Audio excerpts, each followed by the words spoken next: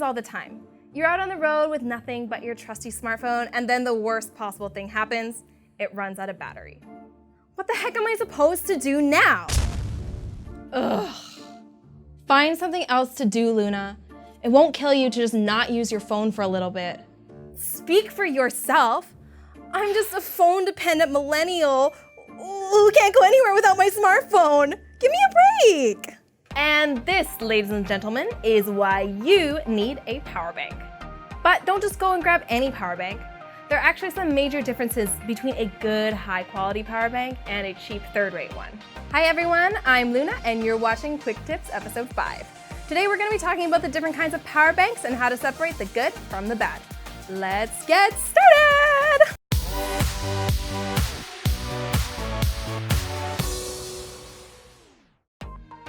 So what are the different kinds of power banks out there? Well, the easiest way to look at it is to see what kind of batteries they're packing. The two most common types of power bank batteries are lithium-ion and lithium polymer. Lithium-ion, also known as Li-ion batteries, are more affordable, have higher power densities, and energy-wise, they're incredibly efficient. Lithium polymer, on the other hand, or LiPo batteries, are more advanced, more lightweight, and tend to come in thinner, more compact shapes and sizes. They're also less likely to leak electrolytes, so they don't lose charge over time, which is a big plus. When looking at power banks, one of the main differentiators is capacity. But what exactly does capacity refer to, and what are the different kinds of capacities? For this, we'll be taking a look at the differences between rated and actual capacities. Now, the rated capacity is basically the capacity value of a power bank on paper, which will always be different from its actual capacity due to a number of factors that we won't be getting into today. On that note, actual capacity measures the real capacity value or output of a power bank. The formula for calculating actual capacity looks something like this. Rated power bank capacity times power bank battery voltage divided by device operational voltage times conversion rate. So if we were to take a 5,000 milliamp hour power bank, for example, this is what you would have.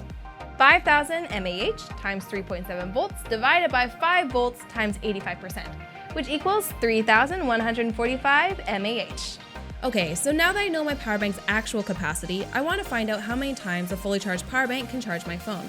Now, my iPhone's battery is rated at 2,942 mAh, meaning that a 5,000 mAh power bank with an actual capacity of 3,145 mAh should be able to get in a little over one full charge.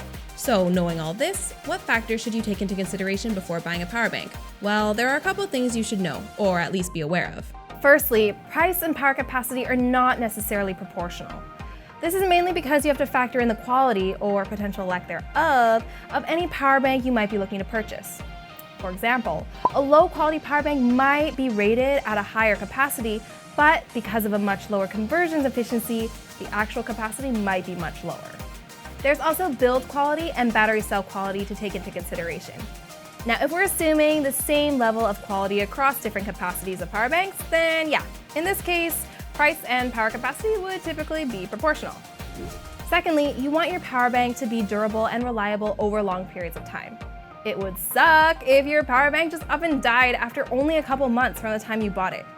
That's why it's important to keep an eye out for safety protection features and make sure your power bank has as many as possible. The same applies to safety and environmental certifications. Every country has different certifications, so the more your power bank has, the better.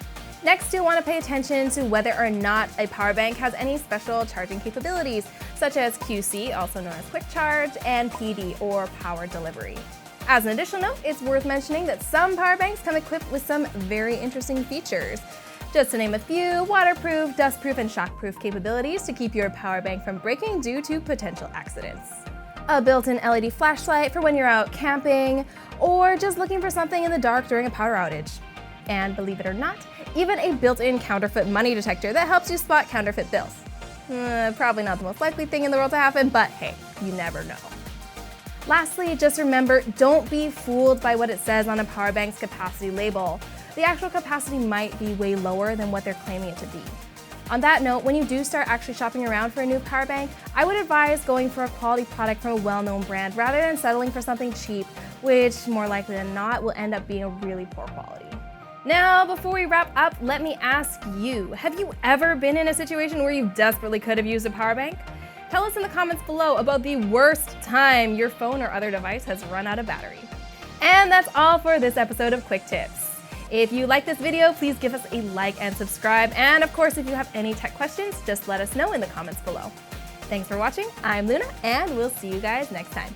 Bye!